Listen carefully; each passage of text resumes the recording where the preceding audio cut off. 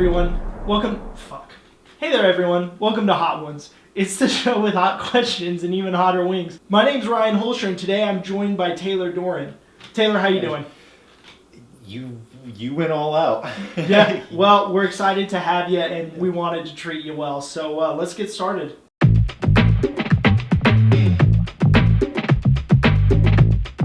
So, Taylor, I understand you're pretty good with spicy food in the conventional eating it way. But you've had a recent mishap when trying to perform your own Hot Ones. Can you elaborate on that? Well, first of all, when we did our own Hot Ones, it was 65-cent boneless wings at East Coast, so we did boneless. This wasn't even traditional wings. Yeah, I know some people, hey, unpopular opinion, it's chicken at the end of the day. It was straight up, we bought them and we were like, wow, these are just nuggets. Like, we straight up said that. But it was so easy to scarf them down, and all three of us left no meat on our plates. We finished every single one, and it was a bad idea.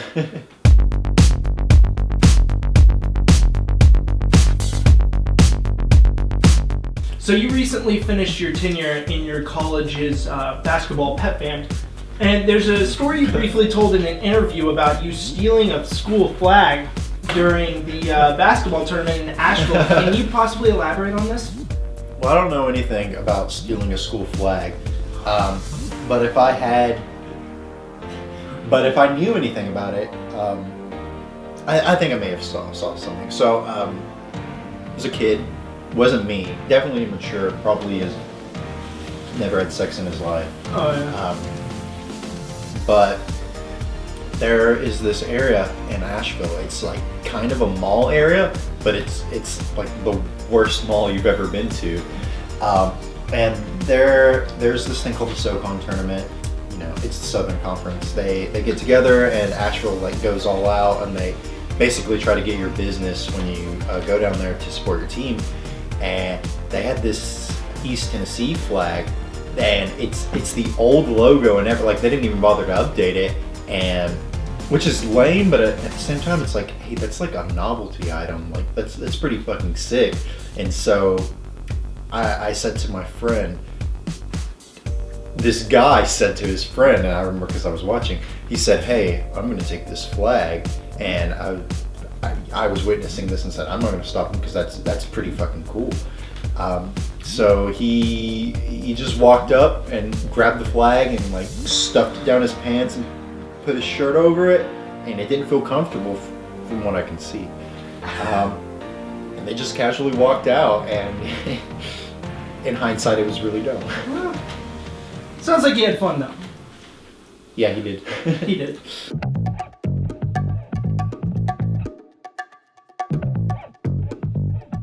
So, everyone knows about your late dog, Dobie, and as a dog owner, I find myself in precarious situations because my dog finds himself in precarious situations. Right. And I gotta ask you, what's the toughest situation Dobie has ever put you in? Oh my god, that's a great question. Okay, so Dobie was incredibly well, no, he was very smart, but it's like he was very smart. He had common sense, but like I felt like we were similar. And I'm comparing myself to a dog. Well, he was similar as in like, hey, I have common sense, but watch this. I'll never forget one time I went over 4th of July weekend to visit some family. I traveled with my mom, and they live out by the coast by Kitty Hawk, and we went there.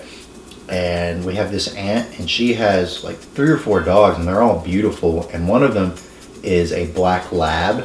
And I'll never forget one time, the lab is typically in the backyard, but they were like transitioning the lab to like, oh, come inside, the weather's getting bad, so go out to the garage and hang.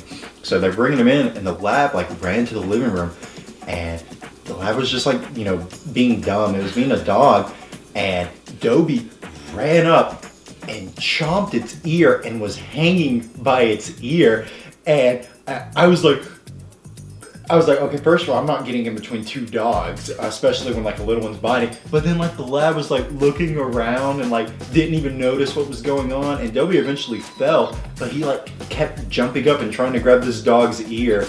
And like, such a dumb animal, but like balls of steel, like had no balls, but like bigger balls than I'll ever have. Yeah, like absolutely.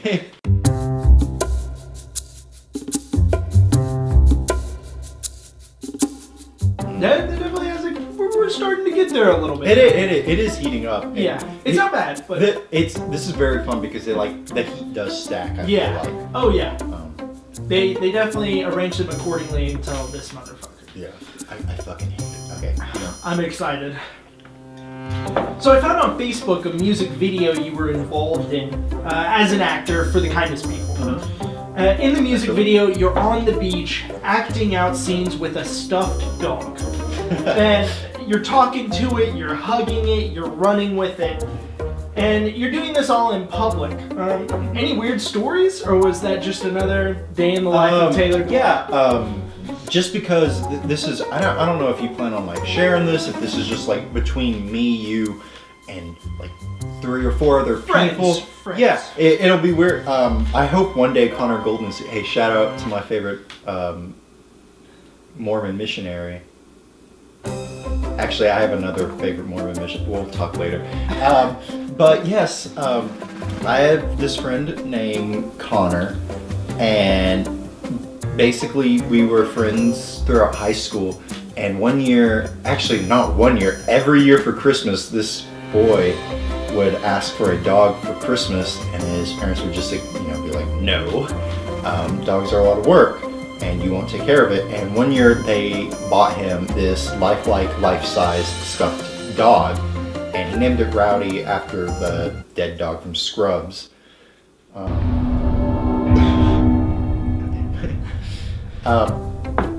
But yeah, Connor used this dog for every moment of comic relief. Rowdy would be there. And so when Connor left for his mission, he's involved in the Mormon church, and it requires him to go on a mission. He was like, hey, some of you guys watch my dog, and so when it was finally my time to watch him, I abused the hell out of it. And we did a bunch of we didn't do anything bad, because I mean, it's a stuffed dog, what are you going to do? But yes, I remember taking this dog to the beach with some of my friends. We took a beach trip, and I was unaware at the time, but one of the guys who's in a band was like, hey, we're going to film a music video. Do you want in on it? And I said, well, yeah. I was like, a chance to be, on video. And he said, cool, can Rowdy be in it? And I took responsibility as his guardian and said yes. And so you'll actually if you do your research, you will find multiple videos of this.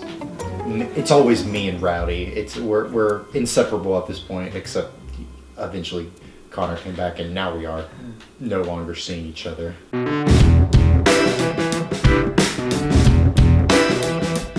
So from the outside looking in, it seems you don't have much of a taste for the finer things in life. Pertaining to that, you drove a car for years that was beat up and always breaking down. What's your favorite story from a bind you got in because of that car? A bind I got in because of that car? Well, I wouldn't say I had a favorite story ever, because the car you were talking about is a 1999 Suzuki V6. And it was awful. It was, how I ended up getting that car is I had a 2000.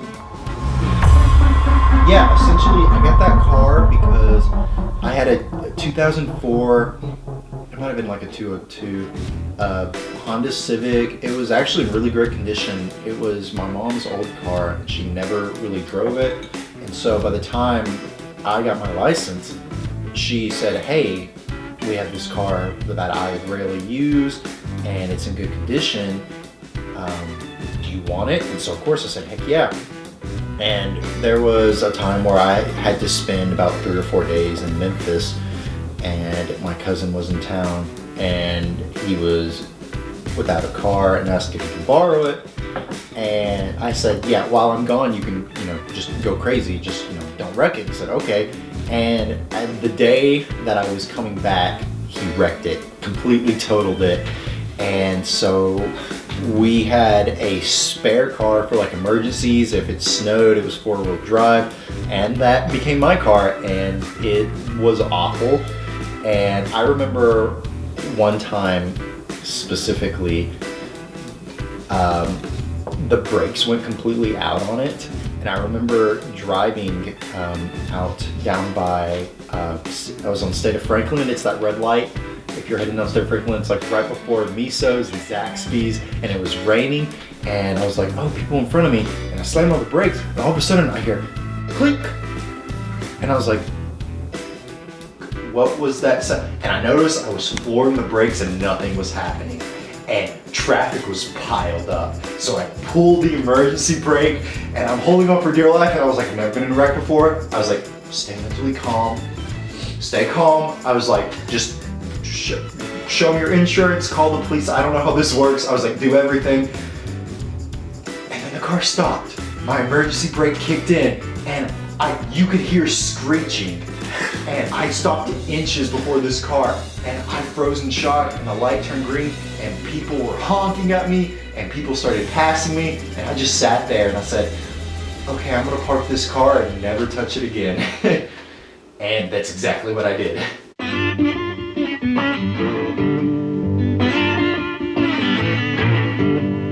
So Taylor, we have a segment on our show where we take a deep dive into our guest's Facebook. So essentially, I'm gonna find some old posts. Show's Facebook? Oh God. So essentially, I'm gonna find some old posts, and you give me the best explanation you have. That sound cool? Yeah.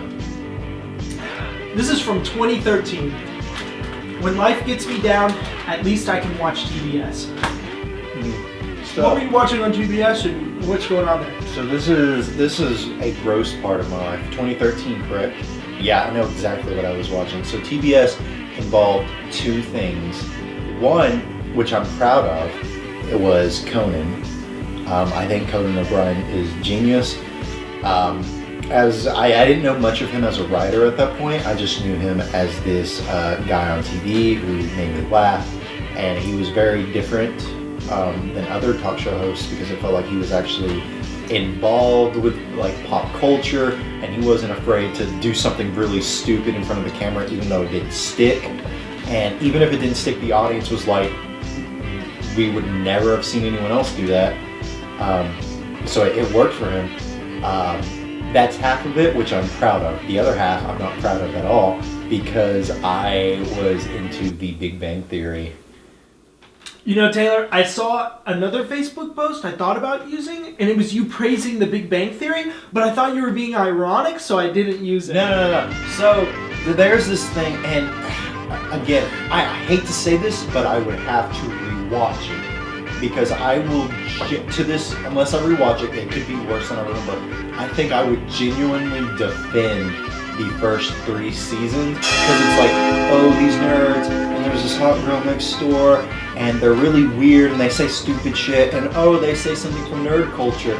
But then it kind of evolves into, hey, nerd culture is cool, and we're gonna add all these side characters who, weren't the foundation of the show, but we're gonna add them for the sake of, like world building, and like it was a show that did not need that at all. So hold me to it. It could be terrible, but I think I will defend the first 3 seasons. But what is it on season 12 now? If you have 9 seasons that are bad and only 3 that are good, it's not a good show. I'm gonna be honest, I'm disappointed with how poorly I handled that. Oh, really? This is like, this is not good for me. This, sitting on it, is like taking a small hit of the last dab. Probably will break the ball. Oh my god, why did I touch my eye? What? Yeah, Taylor, we didn't finish the last segment. I have 2 more Facebook posts to go through. I touched my eye. Yeah, continue. I didn't. Fuck me. Yeah. You taste that one, don't you? That one's got flavor. We're just gonna do one more, actually, to keep it moving. Mhm. Here's the next Facebook post. This is our last one. Actually, fuck it, scrap it. I already messed it up. We'll keep moving.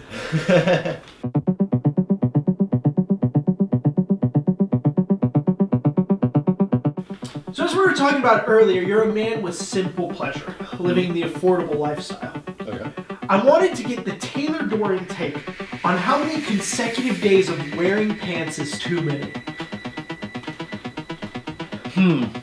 How many? Okay, so growing up, I feel like it's probably not snobby at all, but I was actually snobby on this, and I was like, you wear pants once, that's it. It's like, if you don't have enough pants that you can make it like a week or a week and a half or 2 weeks. But now, just because it's kind of ridiculous. It's pants. If you sweat, if you're wearing pants, typically you're not going to sweat a lot, and unless you're like crawling through the dirt. No, you don't need to wash them every day. So typically, I try to wear pants twice before washing them. I feel like 3 is your limit, and 4 is absolutely pushing it. You have to just be like wearing them just for show, and then take them off after like 3 hours, and then hang them up, and then wear them again the next day for like the same amount of time. But typically, if you're like me, I live the baller lifestyle, and I get down and dirty, so 3 is my max, and I think 4 is pushing it.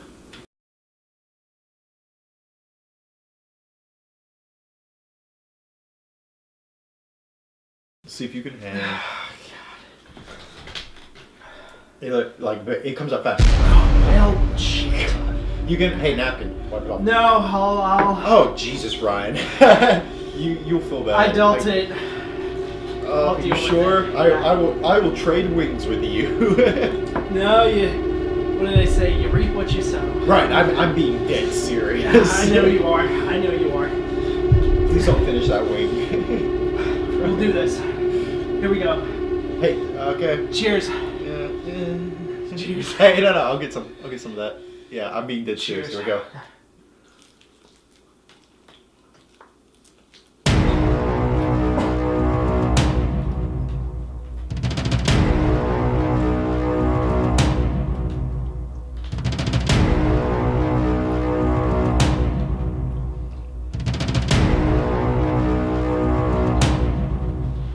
So Taylor, I understand you're about to kick off your comedic career. And I wanted to spitball you some big names and get the Taylor Doran take on some big time comedians. Does that sound cool? Sounds good. Bo Burnham. Okay. So, before we start, dude, I'm like phasing in and out. That hits like a brick. It's just now hitting my tongue, it's hitting my lips. I'm pretending someone has a gun to my head, I'm not even kidding, and that they're making me do That- the interview instead. Oh, dude, that's a great tactic because I'm playing it off like I'm having fun, and holy shit, ow, I forgot how much this hurts. I cleaned this wing. Why? Okay. Bo Burnham. So this guy is fucking genius. He's the best at what he does. Why aren't people hiring Bo Burnham to like write songs for like skit shows? I bet like SNL can pay him enough to do what he does. Like if they were to hire him to like make a fun song, like, people would love that. Bo Burnham is someone I remember getting on YouTube and like listening to songs from him. Hell, I remember seeing vines of Bo Burnham. And to see someone come up to just like, I guess, making goofy music to making entire stand-up specials based around goofy music and parodies and just poking fun, it's genius, and I'm surprised no one's really done it as well as him. You could argue someone as Weird Al has done it, but Bo Burnham is something else. The sweat and tears, yeah, it's happening to me too, dude. Amy Schumer. I've actually have never watched to completion an Amy Schumer special. That being said, I've seen her show, and I've seen the many YouTube clips of her stealing jokes. If it's a coincidence, I guess it's a coincidence, but there's like 30-minute compilations, like who does that. I honest to God tried her new Netflix special, and I couldn't get through more than 5 minutes. I didn't want to be a hater, but I think I'm an Amy Schumer hater. I can't get behind her, which sucks because I feel like a lot of people use her to argue that there can't be female comedians, and that sucks. It's like you're using literally the worst of the worst to represent the whole, which in some of these female comedians are the best of the best. Last one, King Jong. King Jong's interesting because everyone knows he doesn't have that comedy background. I can't say much on him other than I loved him in Community. But it's really interesting to see someone who goes from saving lives to being someone who brings joy to people, which to an extreme can, like, it's the same thing, to bring joy or to help. It's just, to me, it's the way you look at it.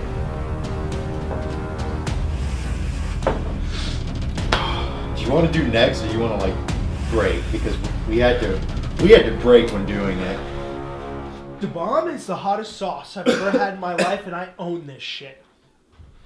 That's what I'm saying. You are pressurized sweating. my ears. You are sweating. It pressurized my ears, dude.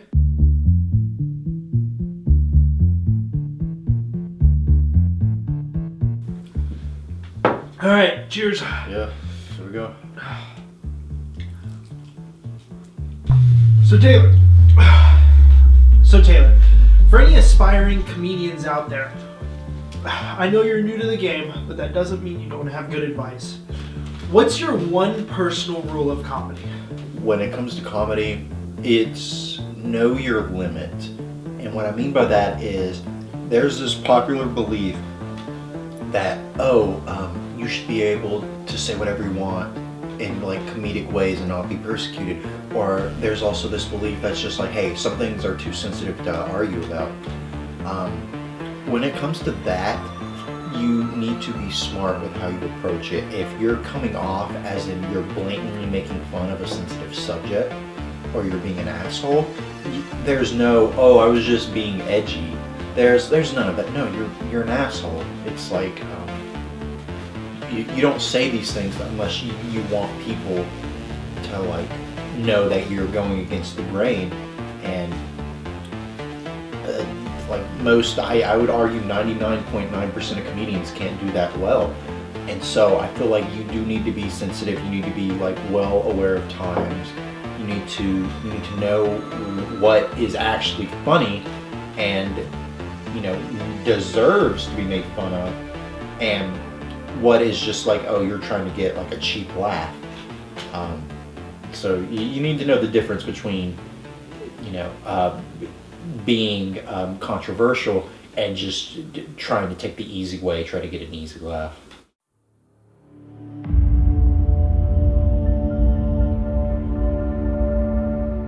So Taylor, we call this the last dab, and it's tradition around here. So Taylor, we call this one the last dab, and it's tradition around here that you put a last dab on the wing. Now you don't have to if you don't want to, but I don't know. This has been really hot, but for the show, what did you shake it? I guess for the show, I'll just put a little, Taylor, that's a gob. That's a lot there. You see the shit? You see that? It's a gob. Hey. Cheers, Taylor. To us. To us.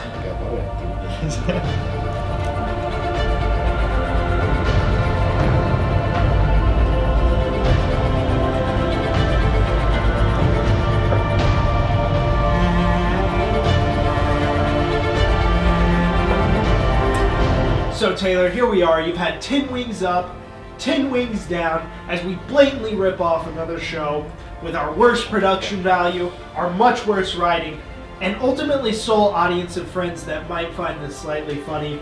And I gotta ask you, You recently switched out of your music major to pursue a business career. Uh-huh. A lot of kids throughout their college career question what they're doing, what they should be doing, what's their passion. They're trying to figure it out. What's the Taylor Doran advice? What do you value? So, do what makes you happy. That sounds basic, but there is more to that, because messing around with music and teaching did make me happy, but you need to take into hindsight that doing something over and over again, especially when you don't want to do it, can honestly ruin that feeling. So I feel like you should experiment with different things, see what really speaks to you, and liking something is one thing, but having a passion for something is another. And I think having a passion for just working hard and making money someday I think that's what it's all about. And here's the thing, if I do get to the point where I actually have money, that just opens up more opportunities to pursue other things I didn't even think possible. Well, Taylor, you inspired me. I'm sure you inspired them. And how you feeling? I can't feel my nose, if we're being honest. Me neither. I did that bit where I touched my nose because I thought it'd be funny, like pretty early on, and I'm regretting it. Why? Well, Taylor, it was fantastic having you on. This camera, this camera, this camera. Tell the folks what you got going on. Well, my name is Taylor Doran. I am currently a senior at eTissue, or will probably be there for another year because my life is terrible. I am actually looking to just do an open mic night very soon. I've been saying it for a while now. I've been looking at opportunities to do it. I've been in contact with people, and I think it's going to happen very soon. Please come see me out. Maybe short, but I think we'll all laugh, and you can laugh at me for not being funny if all else fails. Awesome. Hey. Taylor, thanks for coming on. Yeah.